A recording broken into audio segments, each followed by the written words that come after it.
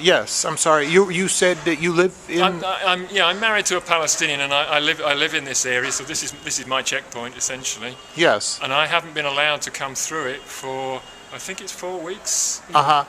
What they've done is they've declared a closed military zone on the other side of this checkpoint, and my house is just the other side of the closed military zone. So they won't let me in at the top. They've got soldiers on a checkpoint close to the settlement at the top, and they've got the checkpoint here, and there's soldiers at by the next checkpoint. So within those three, within that area, they won't let me come. So normally for me it's a 10-minute walk from my house into town, and I have to come every day for shops and things. But for about 4 weeks or so, since the trouble started, it's been difficult. For 4 weeks, it's been impossible. They're just not allowed. So the only way I have to come through the houses here, and through the chicken sheds, and climb 2 walls and get home that way. Or I go through Badia's house, but that's a longer way because it's a way up, and I'll have to go higher up the hill to come back. So if they don't let you through now, you're going to have to go around that way? That's what I've been doing for weeks, yeah. I see. Yeah. And we work for an American website. Do you have any comment on that, these conditions for Americans? Well, I mean, it's very clear that this has got nothing to do with security. I mean, the fact that we can all walk around it means it's not about security, is it?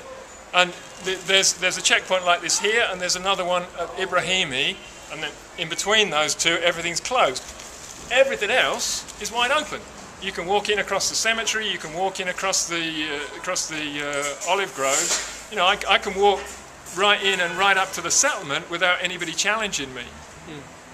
But this is about collective punishment, because there's been stabbings going on, some of them in this area. So this is about collective punishment, and it's about making life very difficult for the residents in here, because what they want is a sterile zone around their settlements. So they don't want Palestinians living right next to settlements. What they'd like to do eventually, of course, is what the settlers want, is to take the whole area. And eventually, what they'd really like is to take the whole of Hebron. But this is their first objective, is to take Tel Rumeida. And so, do you know residents who are, since this has started, who are thinking of leaving because of this inconvenience? Some did leave. When there was that 1 week when there were Palestinians killed every day here, and 2 on one day. So at that point, some of the families panicked and left. But they all came back.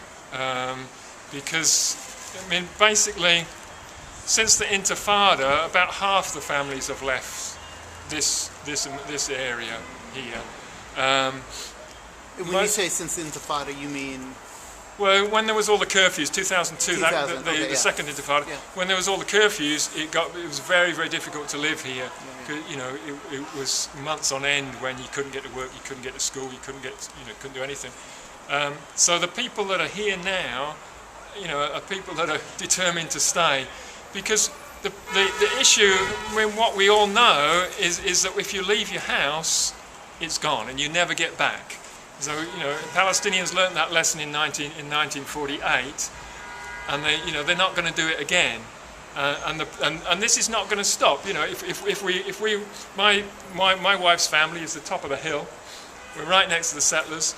Since 1984, when the settlement arrived, they've been constantly on our land. They're cutting down trees, they're putting caravans, they're bringing bulldozers. The latest thing, the last 2 years, they've been digging archaeology on our land, from the Israeli government itself.